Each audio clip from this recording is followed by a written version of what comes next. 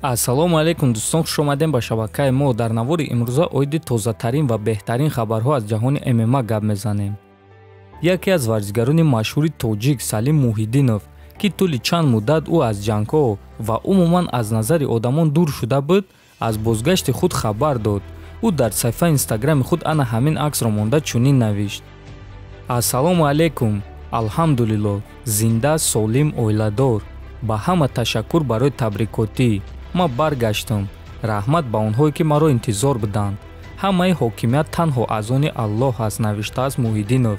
хотиррасон мекунем ки Салим Муҳиддинов охирон маротиба ба қафас рӯзи 21 августи соли 2020 баромада буд ва дар турнири Bellator 244 дар муҳориба зидди Вебер Алмейда шикаст хӯрда буд.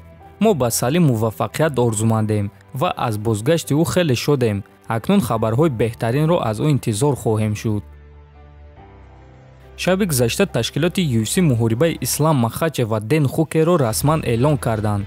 акнун Ислам Махачев ва Дэн Хукер рӯзи 3 октябр дар Абу-Даби дар турнири UFC 267 вох хоҳанд хӯрд. хотиррасон мекунем ки аз аввал рақиби Ислам Рафаэл Досанос буд, аммо Рафаэл осеб гирифта аз ин муҳориба даст кашид ва чӣ хеле ки мебинем ба ҷои ӯ Дэн Хукер мебарояд. ва дӯстон бояд ба Дэн Хукер аҳсан гуфт, чунки ӯ танҳо рӯзҳои истироҳатӣ гузашта дар турнири UFC 266 зидди Насрат Ҳақпараст муҳориба гузаронда буд ва акнун баъди 30 рӯз зидди Махачев меҷангад. биёед мебинем ки худи Хукер дар ин бора чӣ гуфтааст.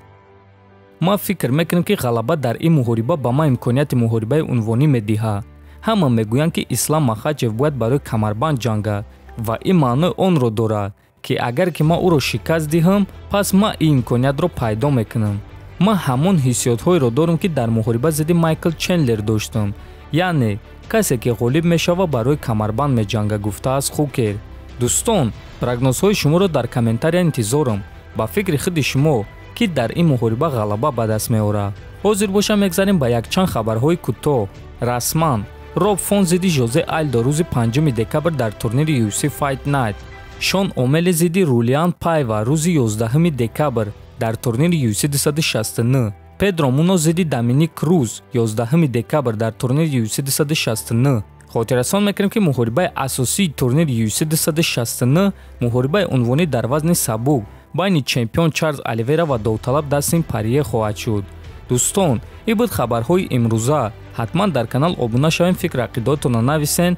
то боздид хонободу сарбаланд бошен.